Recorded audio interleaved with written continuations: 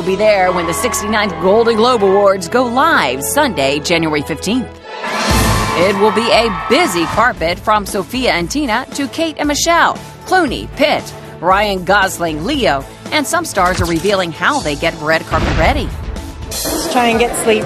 I would say that. Lots of water and washing my face. Proactive, baby. I don't believe too much in plastic surgery yet at my age, maybe later. But I believe in putting anything I can on, creams and potions. The 39-year-old Best Actress in a Comedy nominee chooses not to go under the knife, but some stars will opt for a full facelift, while others will choose less invasive procedures. Botox is my thing.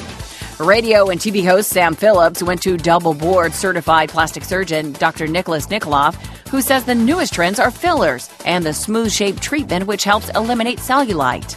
Certainly surgery is not out of vogue. However, if we can accomplish similar outcome with less work, it's advantageous for everyone. But before all the Golden Globes madness, George